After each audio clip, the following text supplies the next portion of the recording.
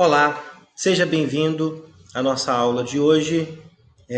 Hoje a gente vai tratar do mandado de injunção, regra lá do artigo 5º, o inciso 71.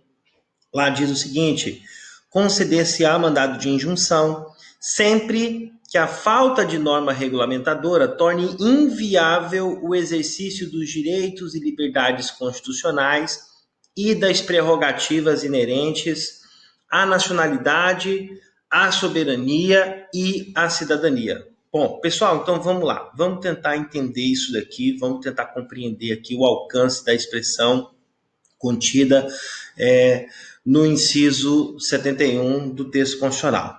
Então, vamos lá. A primeira coisa que a gente precisa registrar aí é que o mandado de injunção é espécie de ação constitucional, ou seja, é um right, um remédio constitucional previsto, né, no artigo 5º da Constituição. Portanto, ele então é classificado que como um direito fundamental, tá? Como um dos direitos fundamentais, né, lá do artigo 5º da nossa Constituição Federal, tá? Que mais a gente precisa aí registrar é que ele tem a sua natureza civil e é regulado por meio de um procedimento especial, tá?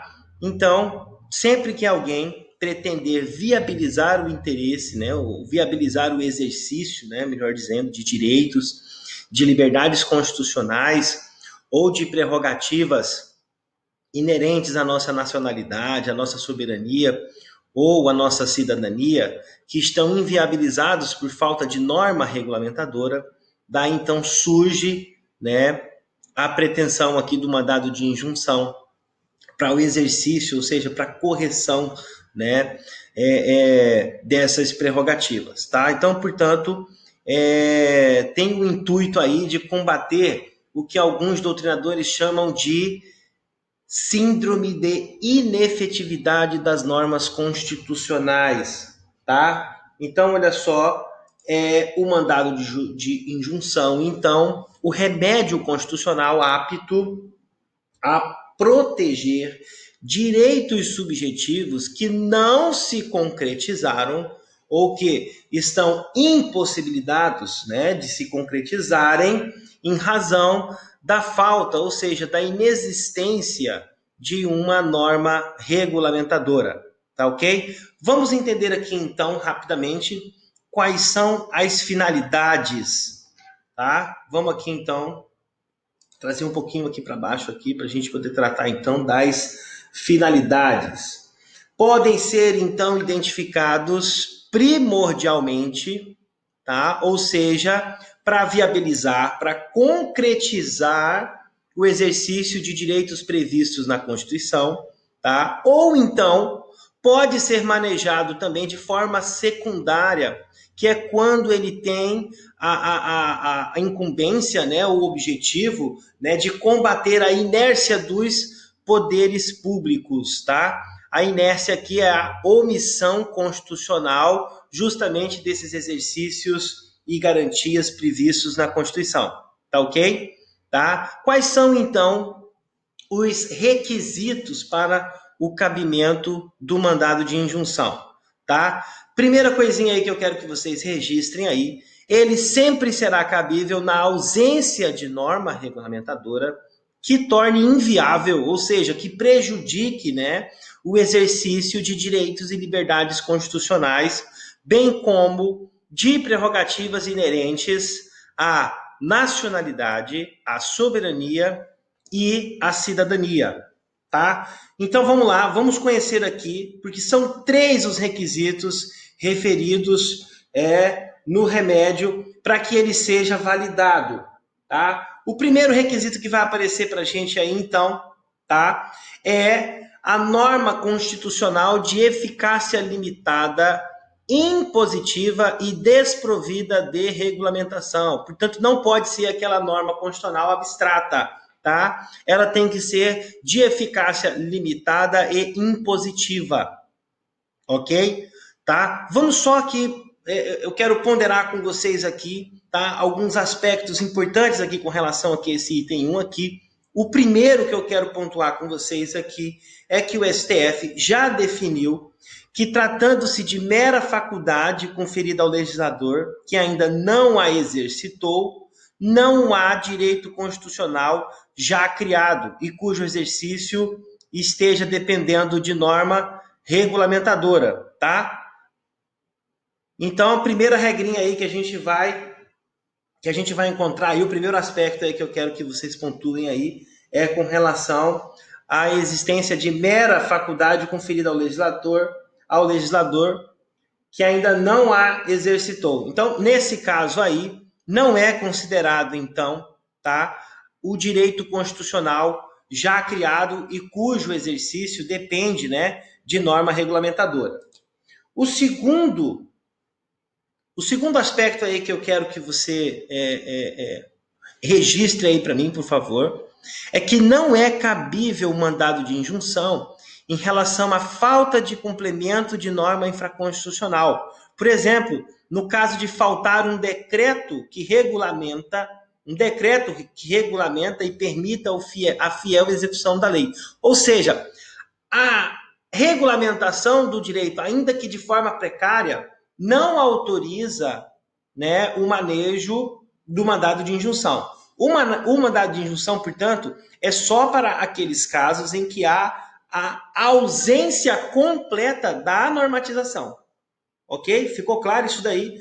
Portanto, olha só, a normatização, ainda que precária, ou seja, ainda que haja falta de um decreto que regulamente a lei em todo o seu aspecto, tá? Nesse caso, não há que falar no manejo do mandado de injunção, porque a regulamentação da lei existe, muito embora precária ou ineficiente, mas ela existe, tá? O que vai autorizar o manejo do mandado de injunção é só naqueles casos, então, da ausência completa da existência da norma regulamentadora.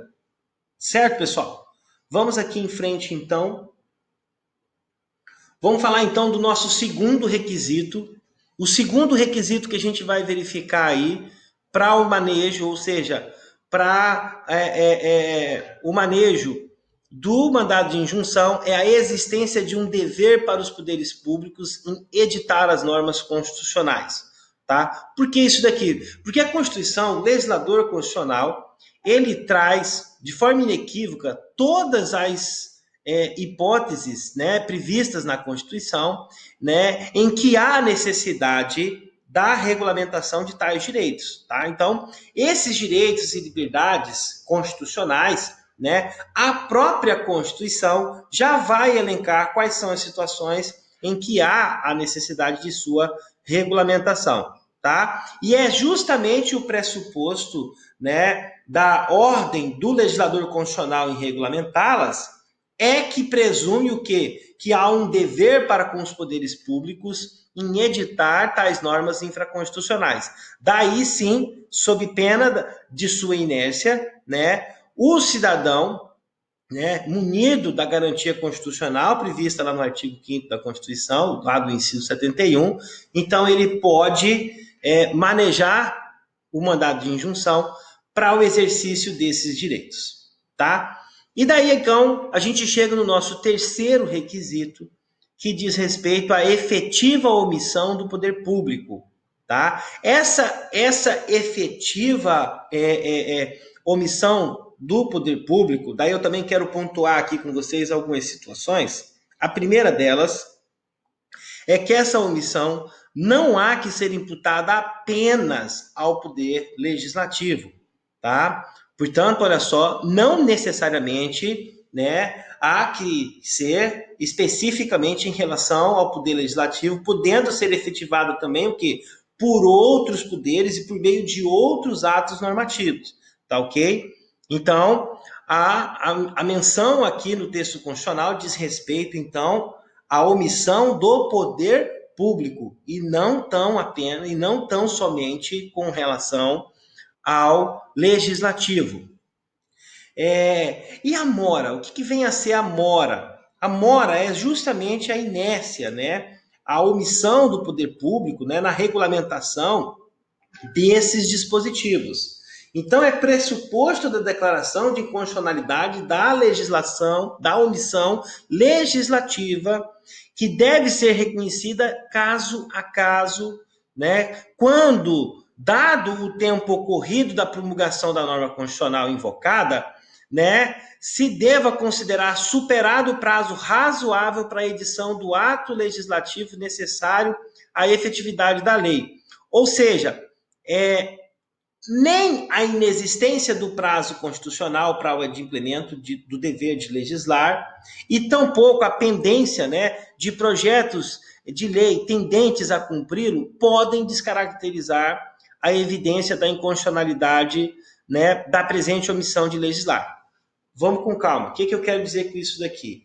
Eu estou querendo dizer com isso daqui que ainda que a Constituição não disponha de forma expressa do prazo para o legislador editar a norma, ou ainda que o projeto de lei esteja em tramitação no Congresso, não descaracterizará a mora, ou seja, a omissão constitucional do dever de editar a regulamentação constitucional. Portanto, está habilitado, então, ao manejo do mandado de injunção nesses casos, tá? Ainda que não tenha o prazo prescrito na Constituição, no texto normativo da Constituição, e mesmo diante daqueles casos em que o projeto de lei já encontra-se em andamento, ainda assim não será considerado descaracterizado a mora em função da omissão constitucional do legislativo, tá? Do legislador.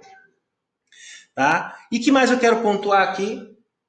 O mandado de injunção também não é cabível para exigir-se do Congresso Nacional que regulamente as relações jurídicas decorrentes do quê? Da medida provisória não convertida em lei. Portanto, não cabe mandado de injunção para a medida provisória que não foi convertida em lei.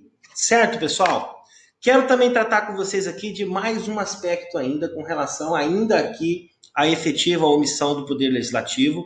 Vamos baixar um pouquinho para cá, tá? Eu quero conversar com vocês agora sobre a hipótese de superveniência da lei no curso do mandado de injunção, tá? Peraí, o que é isso daqui? Vamos lá, vamos tentar imaginar essa situação aqui na prática. Você tem um direito previsto na Constituição que ainda não foi regulamentado.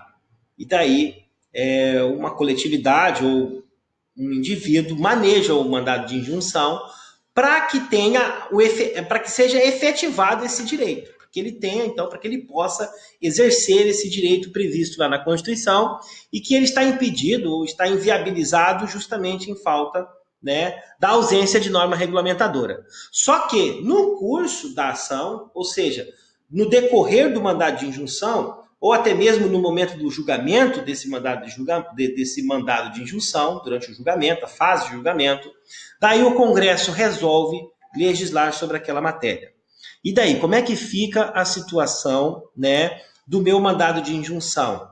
Ele perde a sua... ele perde o seu objeto? Ele tem que ser arquivado? Ele vai ser julgado improcedente? O que vai acontecer com esse mandado de injunção? Vamos lá.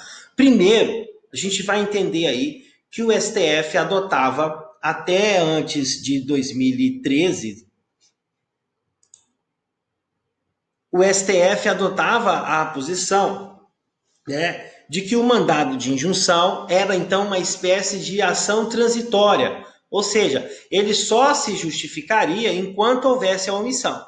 O que significa isso daí, então? A partir do momento em que o Congresso ou o poder público viabilizasse o exercício do direito ou regulamentasse a norma, né, que possibilita o exercício do direito em questão, do direito vindicado, né, perderia então o objeto esse mandado de injunção e, via de consequência, ele seria então arquivado porque a pretensão de sanar a alegada lacuna normativa, né, já foi resolvida.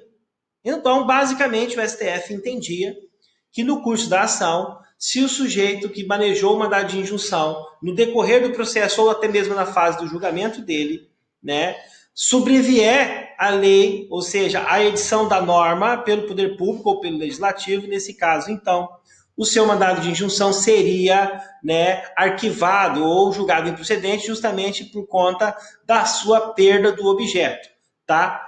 Isso daí mudou, tá? Depois de 2013, o STF, então, passou a adotar uma nova posição. E daí ele passou a entender que a superveniência da lei no curso da ação, ou registrem isso daí, ou até mesmo após iniciado o julgamento, não torna prejudicado o mandado de injunção. Ao contrário, o mandado de injunção terá sua continuidade e será decidido a partir da aplicação ao caso concreto dos parâmetros extraídos da nova lei. Vamos tentar entender por que houve essa mudança, né, de postura do STF. Primeira coisa que eu quero que vocês registrem aí é que não vai se tratar da hipótese de aplicação de uma lei nova, né, para um fato antigo, tá? Ou seja, a gente não está falando aí, tá, de aplicação retroativa da lei nova. Esse é o primeiro ponto aí que eu preciso, né, que vocês tenham em mente, tá? E sim o que? Da utilização das suas regras, ou seja, né, dos parâmetros que foram, né, criados pela norma para a formulação da decisão que vai solucionar a lide presente naquele caso concreto, tá? Primeira coisa que a gente tem que ter em mente é o que? O direito vindicado já existe. Ele já está previsto lá na Constituição, estava pendente o que? Apenas da sua regulamentação.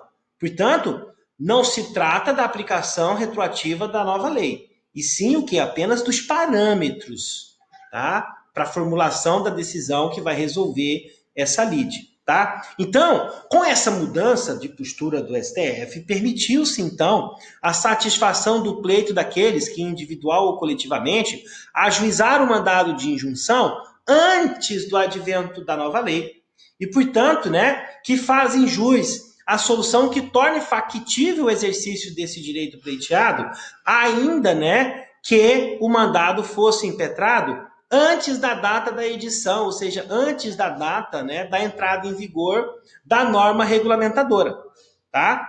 Então, olha só para vocês terem uma ideia aqui, eu trouxe aqui um caso concreto para a gente poder analisar, tá? Que diz respeito aos mandados de injunção que estavam em discussão no Supremo, né? Que tratavam da ausência de norma regulamentadora do direito ao aviso prévio proporcional, regra lá do artigo 7º do inciso 21 da Constituição. Tá? O julgamento estava suspenso, então, desde 2011, né? E daí, em que pese, né, o julgamento, o processo, o mandado de jurisdição já estava na fase de julgamento, né? Houve, então, a edição do ato normativo pelo Congresso Nacional, que aprovou a alteração na CLT, no decreto 5.452, né, para conceder, então, por meio da Lei 12.506, o que ficou conhecido como a Lei do Aviso Prévio Proporcional. E daí, a partir de então, os empregados passaram a ter o aviso prévio mínimo de 30 e no máximo de 90, né, sendo garantido aí 3 dias por cada ano de serviço prestado. Então, basicamente, o que aconteceu aqui? Você estava diante de uma situação em que havia a omissão do poder público, aqui no caso do exemplo, a omissão legislativa, por conta da falta da norma regulamentadora de direito previsto lá no artigo 7º, inciso 21 da Constituição, ou seja, a Constituição já previa o aviso prévio proporcional, mas ainda faltava o quê?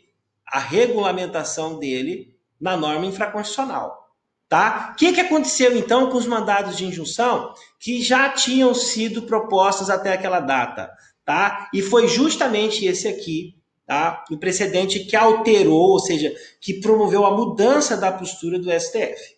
Tá? Então, ao voltar a questionar, a tratar do tema, lá em 2013, ou seja, percebam aqui que a legislação, a norma, já foi editada lá em 2011, mas que os mandados de injunção foram impetrados antes dessa data, ok?